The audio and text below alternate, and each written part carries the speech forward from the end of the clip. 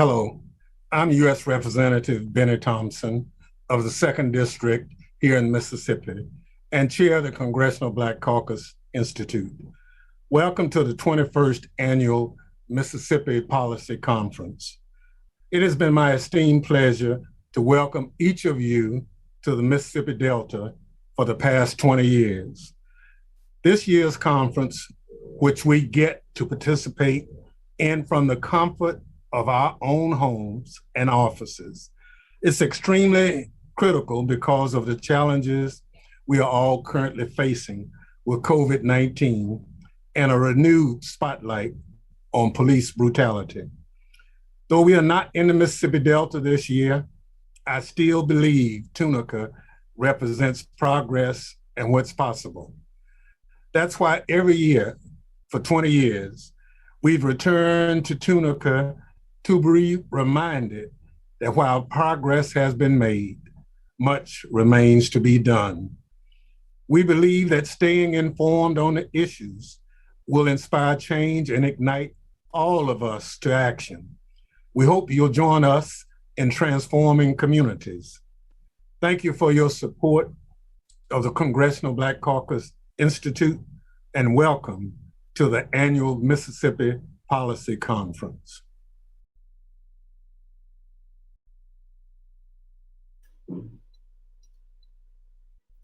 Thank you, Congressman Thompson.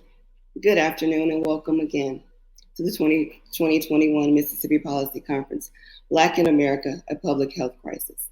In the first few months of 2020, we began grappling with an unfathomable global pandemic, and as a result, the glaring racial health disparities that exist even within a virus that impacted the entire world. But we were also, in the worst way, made aware that the virus wasn't the only public health crisis we were facing. Just as governors and mayors were orchestrating reopening phases, an unarmed Black man, George Floyd, had the breath of life forced out of him by the knee of a white police officer for 9 minutes and 29 seconds. An all too familiar conversation reemerged front and center, and the value and the worth of Black lives.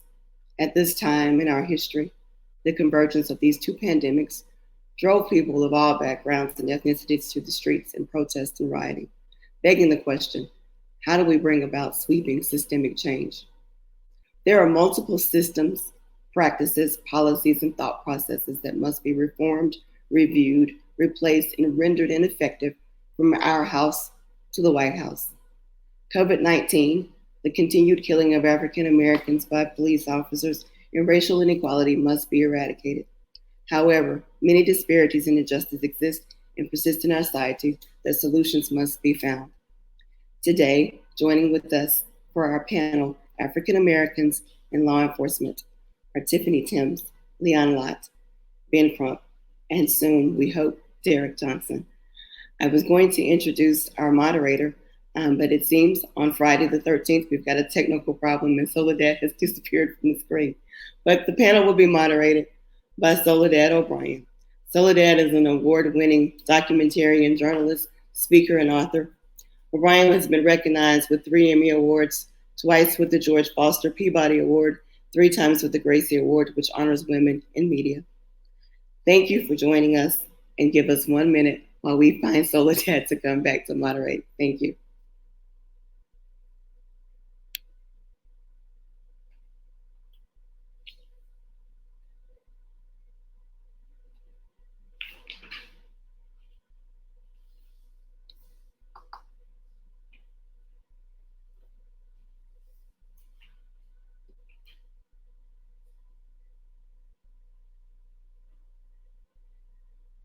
In the interim, while we're waiting on Soledad, Mr. Crump, if you would like to tell us what you're currently working on, I'm going to start moderating this panel myself, what you're currently working on and what's going on where you are today.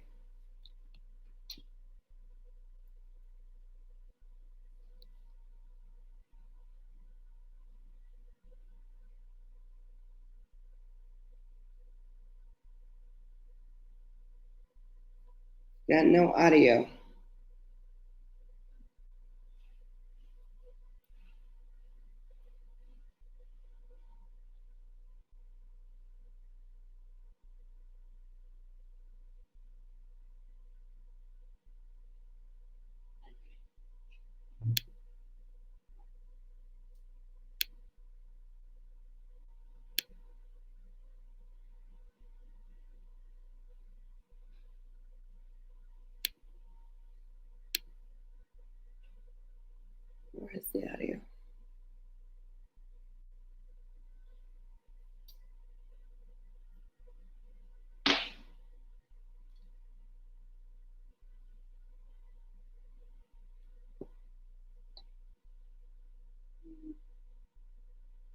Well, Tunica audience, again, it's Friday the 13th, and now we've lost the audio for Mr. Crump. Not exactly sure what's going on. Everybody was up and working, and audio and video were working a second ago.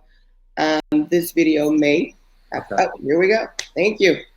Can you hear me now, Vanessa? I can, absolutely. Thank you so much. Yes, ma'am. Well, first of all, thank you, and thank Congressman Benny Thompson for having this very important panel.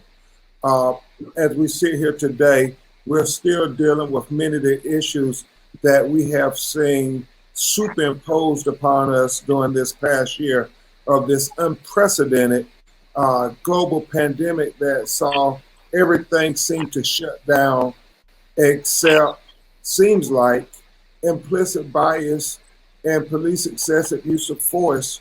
When you think about what we saw with Breonna Taylor, who was killed in the sanctity of her own home by the Louisville Metropolitan Police, executing an unnecessary and unjustifiable and unconstitutional no-knock warrant where they busted in her front door at 1 o'clock in the morning. And I will say an illegal no-knock warrant, because we now know that the officers did not tell the truth on the probable cause affidavit to entice the judge to sign this no-knock warrant that left this woman mutilated with 6 bullets in her body while she was practically naked. Right after we grappled with that and we got America saying her name, then in Minneapolis, Minnesota, we all witnessed the video that left a permanent stain on our subconscious brain when we witnessed the torture of George Floyd, who died from a knee being on his neck for 9 minutes and 29 seconds when he said, "I can't breathe," 28 times.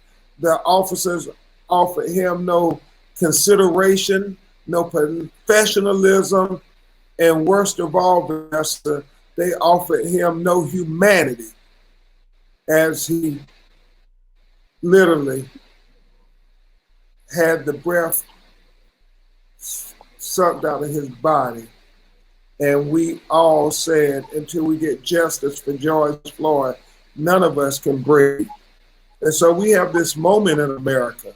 This is our opportunity to finally get some meaningful police reform where we can have more just policing.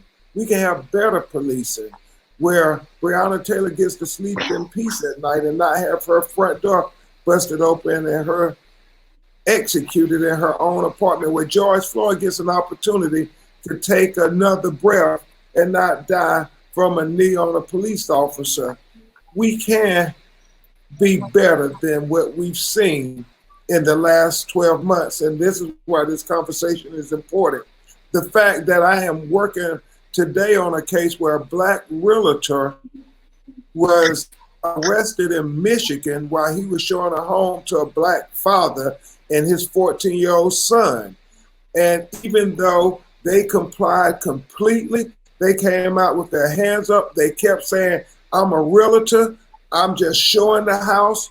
The police officers didn't do the least intrusive thing they could do. They did the most intrusive thing. They put them in handcuffs. They put them in the back of the police car, even though they all complied from the first moment the police came with their guns drawn. And then, to add insult to injury, they told the realtor, even though he was in handcuffs, "Well, if you're a realtor, then show us your identification." He said, "Well, I can't get to my identification because I'm in handcuffs." So they went in, got his wallet, got his license, got his real estate card, and they saw that at least that said he was a realtor. But that wasn't enough for them. These police officers then said, "Well, if you're a realtor, show us how you got into the house, Vanessa." And so, still in handcuffs, they take them out the car, take them to the front door, and they say, "Well, show us how you open the door." He said, "I'm in handcuffs." They say, "Well, we can tell us the code.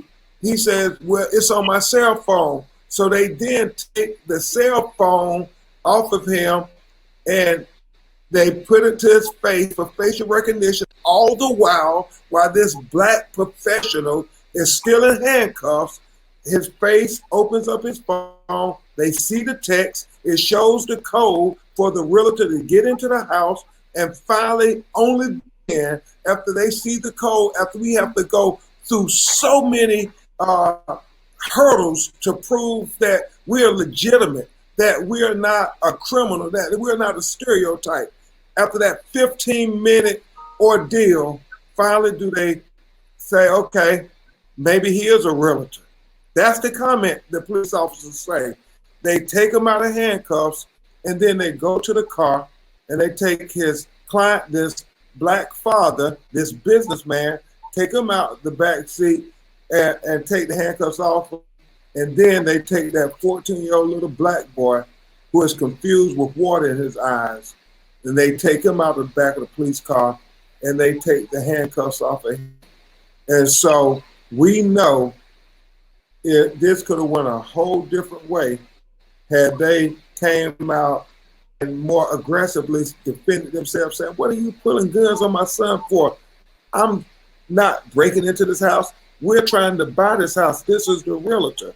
Because oftentimes, unfortunately, and I'm sure so that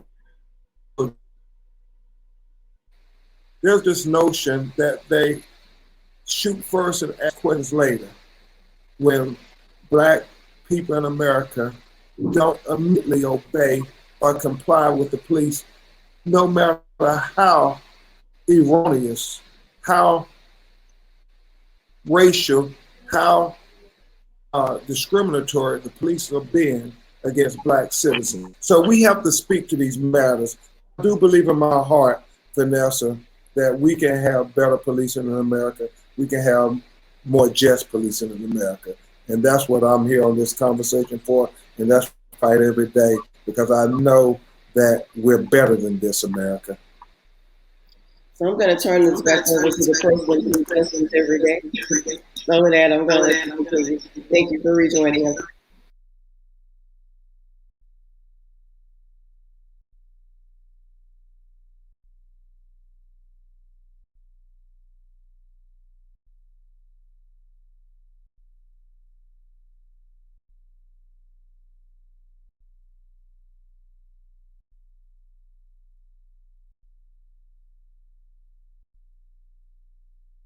Here from Sheriff Lott, maybe we'll start with you. Then is there a way forward? Because what Ben's describing, as you know, sir, is not, oh my goodness, this has never happened before. In fact, it happens quite regularly. And a lot of the marches that took place were focused around.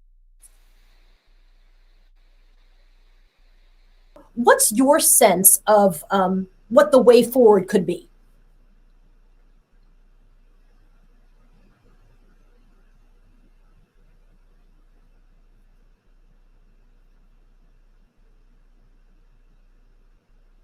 Forgive me, Sheriff, I cannot hear you. I don't know if that's just my issue or everyone. Can we work with your audio? What about now? Perfect. I hear you perfectly. Thank you. Unfortunately, these incidents do happen, and a lot of it's got to do with training. We have to train our officers better. They have to understand when you encounter someone, start with de-escalation tactics from the very beginning. Now, unfortunately, we do to get these calls, we have to respond. And I know this one, the outcome wasn't the best outcome. It could have been worse. It could have been better. But also have to look at it. That house had been broken in previously. A neighbor had called. This was not self-initiated by the officers. A neighbor had called and said the house is being broken into again. Now, the officers have to look at a bigger picture, not just that little bit of information they get, so it can be handled different. We do have to do a better job. I agree with Mr. Crump. This is a time in America that we need to move forward. The history of policing in America has not been the best, and we have to start writing new history, and we need to do that with training, working together, building respect, building trust, and we can accomplish that, but we have to do that every single day. Chief Timms, I'm curious, since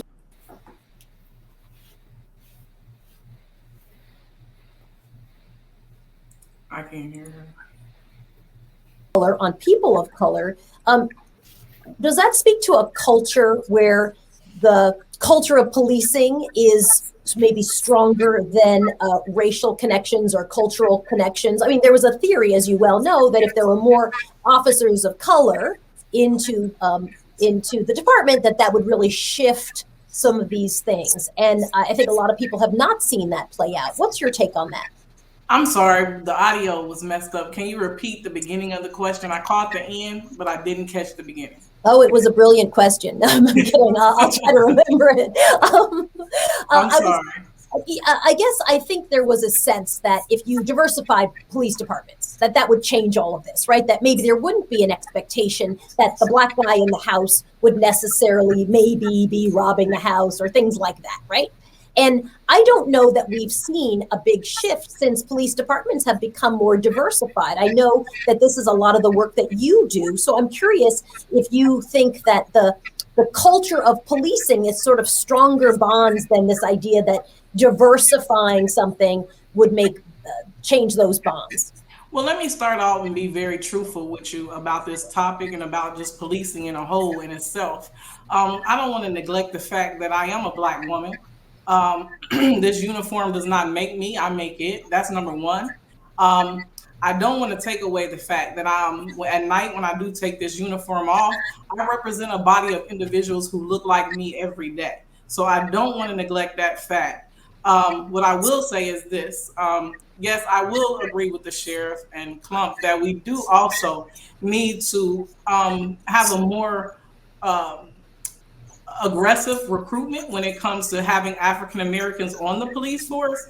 Let's just be honest here. Back when policing first started, it was not made for us. You know, it was not an entity that we were allowed in. Now the culture and things have changed. Things are revolving. Things need to change. When it comes to recruitment and retention, we need to really focus in on that. How do we recruit more minorities? How do we get more females? How do we get more, not just African American, but Hispanics, Asians? We need to focus on how can we get these individuals into this profession, because we can do all the training in the world. And be honest, and I'm a very transparent person. We can do all the training in the world, but it starts within the person itself. And again, I agree with Sheriff on this. When we do respond to calls, it's how the call comes to us. How the call comes to us, how it's relayed, how the caller relays it to dispatch, and the dispatch giving us the information. We only have a split-second decision to make when we get there. We have to observe the situation when we get there. So, like I said, you know, sometimes me sitting in this role conflicts with who I am. So then, Ben, if I can call you that, because I feel like I've interviewed you 5 million times, Mr. Crump, what does reform look like? Because I think what Chief Timms is saying is very true. This idea that people themselves are who we have to take a look at, sort of individuals, and yet sometimes numerous individuals come together to create a culture. What are the steps toward making things better? Is it focus on diverse or more diverse forces? Is it more accountability? What would the 3 or 4 things that you would tick off that would be essentials to bringing reform to police departments? Certainly, Soledad, and you can call me whatever you like. And certainly respectful to Sheriff Lott and Chief Timms. I would just say a word about the matter in Detroit, because I keep hearing they say, well, we go by what was called in on there.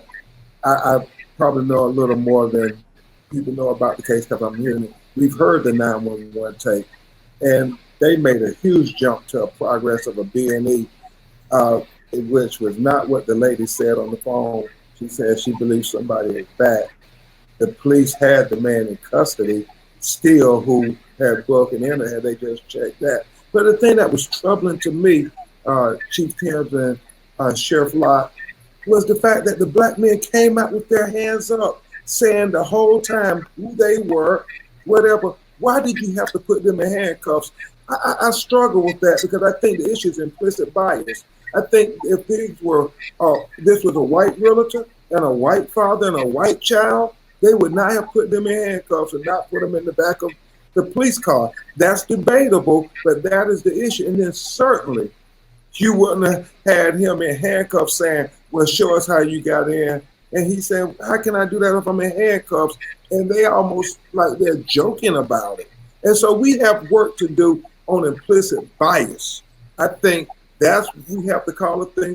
We have to constantly implicit bias. Chief Timms, you talked about being a black woman first.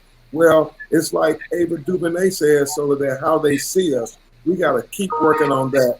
And you asked about reform. I just say quickly what the National Organization of Black Law Enforcement Executives always say. We have to look at who we are hiring. We got to look at how we're training them, and we got to look at how we're disciplining them. And that's pretty much the crux of the matter when you talk about reform for what police officers can do on the federal side. I just think what we're contemplating in the George Floyd Justice and Policing Act is crucial because as long as we have qualified immunity and a police officer who shoot a black person in the back running away can always say, well, I was in fear of my life. And if you say, I was in fear, I felt threat, and the court say, it don't matter. And we have all this technology now that videotape everything, and that cannot be able to be the law of the land and think that black people, especially young black people, Congressman Thompson, are going to take that when we see the video of the injustice, but yet the law say, well, technically they are immune, that you kill us with impunity and nothing happens. We have to pass the George Floyd Justice and Policing Act to say qualified immunity has to be reformed. It looks like Derek Johnson from the NAACP is about to join us. I'm going to give him a moment to get his audio checked in before I go to him, because I want to follow up about that act and whether or not he feels like that's viable and if it's going to make its way through. But if I can, Sheriff, I'd love to ask you a question, because when Ben Crump Esquire gets involved, you know, there's going to be a lawsuit in this case that he's talking about specifically, and others. And when it comes to accountability, let's say, in fact, there is fault found with the police department. Certainly in New York City, where I live, I know that what's paid out, I'm going to help pay for, right? The police department's not going to pay for it. The officers themselves, should they be found liable or responsible, they're not going to pay for it. The taxpayers pay into a system. And I feel like often if the people who were culpable were financially responsible, that would really change how quickly people embrace reform. Do you think I'm wrong about that? What areas of reform do you think have to happen before we're able to deal with both individuals who are problematic, bias generally, which is obviously structural racism, and just kind of making people more accountable? Right. And let me go back to something that we did in 2015, and that was President Obama's 21st Century Policing. That was a roadmap for us to change. And it addresses all the problems that we've been having. Unfortunately, it took George Floyd to get killed before now people are really screaming and hollering. When that came out in 2015, it told us what we needed to be doing. But unfortunately, there was no teeth to it, and nobody was forced to do it.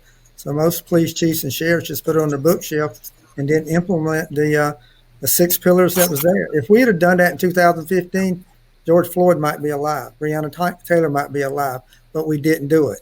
What we're seeing now with the new efforts that's going on is that there's going to be force put behind it. You're going to have to do these things now. They're not going to be optional. And I think that's going to be the game changer that we didn't have in 2015. But it's sad that 2015, we had the answers to everything that Mr. Crump's talked about was in that 21st Century Policing Task Force, but people did not do it. And that's a shame. And now we've lost people's lives because of that. As far as qualified immunity, I think people need to be held accountable. And I agree with Mr. Crump. If you shoot somebody in the back, that's not justified. You know, there's got to be factors, and you just can't say I was in fear of your life. I am a heavy proponent of making sure that the agency is held liable also. Because if they're allowing somebody to do something like that, that's a failure to train. That's a failure to supervise. That should fall back on them also. They need to be held accountable. And right now, that's not being done. And yes, taxpayers have to pay out millions and millions of dollars when that could have been prevented if we hired the right people, we trained the right people, we held them accountable. If we can do all of those things, I think we can make a change in policing in America. As I mentioned, Derek Johnson is with us. And Derek, it's so nice to see you. Thanks for joining. A moment ago, I'm going to give you a 2-second introduction, although I think everyone in our audience knows you, so it might be a little redundant for them. Derek, of course, is the 19th president and CEO of the NAACP, which, of course, is the nation's foremost civil rights organization. He's a veteran activist and has led lots of campaigns around voting rights and push for police reform as well. It's very nice to see you. A moment ago, Ben was mentioning the George Floyd Policing Act. What's your impression of where that act is right now? Are you feeling hopeful about that? Does it feel doomed to you? What can happen in the absence if that act in fact is doomed? Well, as far as I know, there's ongoing discussion. Both Ben Crump and I, we've talked to individuals who are at the table. We have been very clear that if you pass something without teeth, it's better not to do anything. We have to ensure that law enforcement officers are held accountable in a way in which we can keep communities safe. We increase the profession and we allow for the African American community, the Latino community, and so many others to know that their tax dollars are being used for a healthy community and not their tax dollars being used to criminalize and victimize members of the African American and Latino community. Chief Timbs, I'm curious, if you and I were to walk out together in the street and ask people randomly, what does defund the police mean? Right? We would ask 100 people, we would probably get close to 100 different answers, right? Ranging from, I want to see every single police officer taken off the street. I don't like the police in my neighborhood. To, I think we should give the police more money. We should fund them more, but take away some of the areas in which they may not be most qualified. So issues around mental health or things where maybe a psychologist or psychiatrist should be brought in versus police. What's your take on sort of this framing of defund the police? What does it mean to you? What would you like to see in terms of making change with reform and a populace that has marched to rethink how the police are funded? Well, the whole phrase. I'm sorry. You know what? I'm going to start, Derek, if I may. Let me have Chief Timbs jump in first, and then I'm going to come back to you. Can you hear me? Yep. Okay, let me start off by first. I'm an executive board member of the National Organization of Black Law Enforcement Executives. I'm the Region 4 Vice President, and I sit on the board, and we have these discussions. And one of the things that me as a board member and me as a police chief, in several capacities, I wear different hats. But as a police chief, when we talk about defunding the police, I kind of cringe when we talk about defunding the police. I think it should be a reallocation of the funds. You know, let's talk about this. When you talk about municipalities of policing, the funding comes from the taxpayers. The local government funds the police departments. So maybe we need to take a look at reallocating the funds, meaning some years ago, maybe about 10 to 7 years ago, they took away mental health facilities. They took a lot away from the people with mental illnesses. Policing, as a police officer, we wear so many hats. We deal with so many things. One is mental illness. People can have a mental illness and there's no treatment plans. There's nowhere to take individuals that have mental illnesses. All we do is maybe lock them up and blue slip them, pink slip them, and there's nothing that is done with people with mental illnesses no more. So when you talk about, again, defunding the police, it kind of makes me cringe because we need funds. How about reallocating the funds, putting some more funds into mental illness, putting some more funds into things that are needed so policing could police, go back to community policing, go back to some of the roots of policing, and and be able to service the community that they need to service and how they need to service it. Just reallocating the funds because the community needs it. The United States needs it. We could see this. Then I'm going to have, Chief, I'm going to have Derek and Ben jump into that because to some degree, it sounds like you're saying it's a framing issue, right? If it was framed as reallocate, that would be less cringy for you. And again, I think people have a wide range of what defund means to them. So Derek, I'll ask you that same question. What does it mean to you? And do you agree with the chief that, reframing it to make it sound as reallocation and not taking away money would be better? Or do you disagree with that?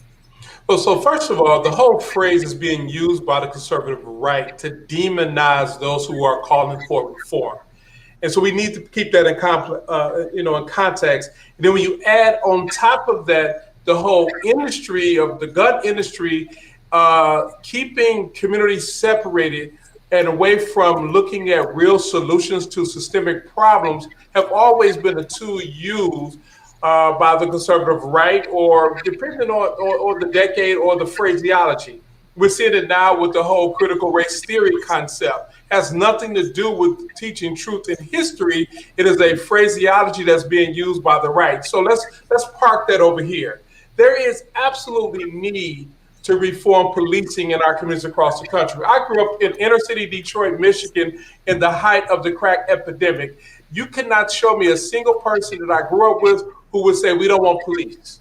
We want police to go away. That's not our reality. We want our community safe. We want our seniors to feel comfortable to go in their yards. We want our young people to be able to enjoy life during the period of being a youth. And we want individuals to really understand and value and appreciate neighbors in a way in which police officers who come from the community are they're part of the community. I remember the transition in the city of Detroit where we had aggressive policing called Operation Stress and the Big Four. They would come and terrorize individuals in our communities. And when Comey Young put his foot down and he began to shift the whole culture, I also remember when we had more Black officers from the community. So it was a difference between me getting pulled over by two white cops we call Starsky and Hutch, compared to Junior Hawkins or Officer Conway or Benny Napoleon when he was patrolling that area. Because when one of the Black officers who grew up in the neighborhood who are part of the community pulled us over, it was more of a conversation or a chastisement and never treating us in a way in which the two white officers who were holdovers, they would handcuff us, go through our pockets and do all type of stuff of harassment. Thus, two pictures of police in our community. For the Black community, we don't want police defunded. We want our tax dollars used to keep us safe, to ensure there's a quality of life that we should all enjoy and appreciate. Ben? Well, Soledad, I think my leader, President Johnson, answered it as well as I could ever say. And I know I'm in this court order mediation, so I'm going to get pulled away. But I do want to say this, and I'm so thankful to Chief Timms and Sheriff Lott for sharing their perspective, because I do think part of the solution, as I've heard President Johnson say, we all have to come to the table and we have to have a very honest conversation about how we move forward. Because, and it's not just policing. Police are, I believe, on the totem pole, but they're not as high up on the pole. I mean, we have the entire criminal justice system that should be under indictment when you look at the prosecutors and the courts and the legislators who are making these laws that criminalize our children. We see it happen over and over again. Vanessa asked me before you got on Soledad, what am I working on currently? And I talked about the tragedy with the Black realtor. The other thing I'm working on is this tragedy in Memphis, Tennessee, where Kroger grocery store security guard shot this Black man over loud music and killed him. And now, obviously, even though you got video surveillance, they charged him with second-degree murder. You had these witnesses saying the Black man wasn't doing anything threatening. He was walking towards the security guard, talking in a conversation. He shot him in the chest. But now the district attorney is saying, well, I have a conflict of interest. They're trying to do everything in their power to make sure there's accountability when there's a dead Black victim. And we have to speak to those issues too when we talk about Black in America, a public health crisis. It's the whole system. It's not just our police. We have good police, and we have police that we believe are bad police who shoot us in the back and kill us unjustly. We have to distinguish between the two, because I think it's critically important to have good policing, and it's critically important to have a system of justice that works equally, where we can tell our children the Declaration of Independence is true. We all deserve liberty and justice for all, not two Americas, two justice systems, one for white America and another for Black America. We have to have equal justice for the United States of America. So thank you, Soledad, Congressman Thompson, thank you. I don't want to get held in contempt, so I better get back to this court proceeding. We appreciate your time. Thank always you. Good seeing you, Frank. Thanks, Ben. We truly appreciate your time on this panel. Sheriff Lott, if I may turn to you, do you think that there are ways in which the community can help force the police to do a better job in public service? Like, what literally should the community be doing? We've seen certainly protests, but what do you think would be helpful to move this conversation along? Well, you got to be involved. First thing is go out and vote. That's the important, most important, powerful voice you got is vote. And you vote people in who believe and do what you think they need to be doing for your community. And if they don't, you vote them out. So that's one thing you can do. But you're also going to have your voice heard. We work for the people. We can't lose sight of that. We're not separate. We work for the people. The citizens are our constituents. They're our customers, and we need to provide them a good service. I don't like the term we police a neighborhood. We provide services for a neighborhood. We've got to change the narrative on what we actually do and what our role is. We've changed in Richland County by having peace officer on the back of our uniforms, on the back of our patrol cars. Just that subtle little change, not law enforcement. That's doing nothing but enforcing the law. Our job is to keep the peace, and that doesn't mean locking people up. There's a lot of ways you can keep the peace. So just a little subtle change in our uniform and our cars go a long way in changing the narrative on who we are. But people need to have their voice heard. Peaceful protests are great. That's our right to peacefully protest. People need to make sure that their police officers, their deputy sheriffs are doing what they need to be done in their neighborhood. And the way to do that is you got to build a relationship, develop that mutual trust. And when you start doing that, then we all are working together and we can find solutions to any kind of problems we've got. Chief Timms, I'm curious, with your work in Noble, if you feel that Black law enforcement officers have a role to play that's maybe different than their white counterparts in curbing police brutality, or maybe over-aggressive policing, or even just mistrust in the community. Are there differences in how Black and white officers should be thinking about it? I mean, should Black officers be thinking that part of their responsibility is to help in this front? Because clearly it's a multifaceted, deeply entrenched problem. Well, again, Noble's position is we should be helping. That's what Noble is about, is justice by action. And we have to put our foot forward, and we all have to work at this. This is a team effort. There's no I's in team, the word team. So this is a team effort, and I don't care what culture, African American, Hispanic, Asians, Caucasians, this is a team effort. If we put all our bias of opinions and thoughts aside, and do the work that needs to be done across the country for the community, for our communities, we could be in a lot of different places doing a lot better than what we're doing now. And I can piggyback off of what the sheriff said. If we use the 21st century policies that Obama had put in place, we could be further than we are now. But we chose not to, it was chosen not to execute and use, but it's something we need to go back to, because that was the roadmap. That is the roadmap. We can have these discussions all day, which is great. And but we need to get down to the uncomfortable discussion, the uncomfortable discussions, the elephant in the room. Call a thing a thing. But we need to we need to work together as a team to make it better for the community that we serve. Many people, Derek, like to run from uncomfortable conversations, as Chief Tim says. You know, the calling the thing a thing. I think sometimes that's really hard for people.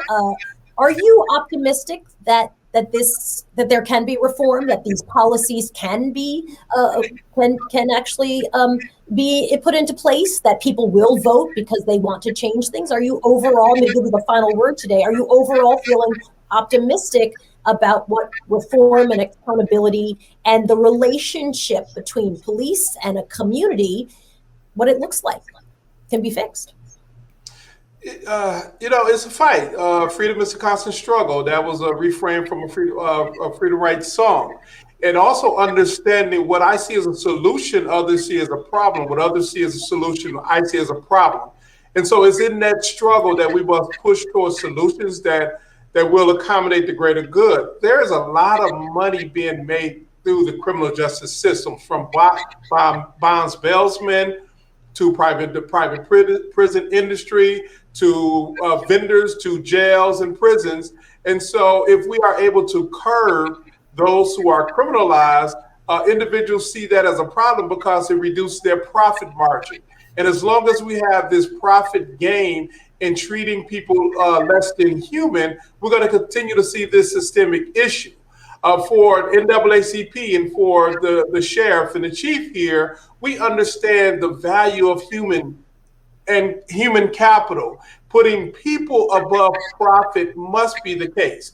And so the thing is the profiteers that's in this space. The thing is the inclusion of far too many individuals who subscribe to white supremacy. The underpayment of law enforcement officers who are put their lives at risk every day, opening up to this concept of being corrupted because you can make more money by doing the wrong thing than you can making a living by doing the right thing. All of this coming together creates a systemic problems, but that systemic problem, as we see it, is actually a solution for far too many people, and we need to address those things that take away from our quality of life so others can have a bigger profit margin. It's a great way to end this panel. A big thank you to our panelist, Derek Johnson. We appreciate you. Sheriff Lott, of course, great to talk to you. Chief Timms, always wonderful to have you. Thank you so much. And of course, Ben Crump, who had to run off to be in court. We're very, very grateful. Thank you, guys. Appreciate it. And I'm going to send it right back as we continue on. Thank you, Soledad, and thank you to all of our panelists. And thank you to the audience for joining us. Selena, I'm not sure if there are any questions from the audience. If not, I will say thank you all. We appreciate you joining us. Hopefully next year we can return to Tunica, Mississippi, and we look forward to seeing you.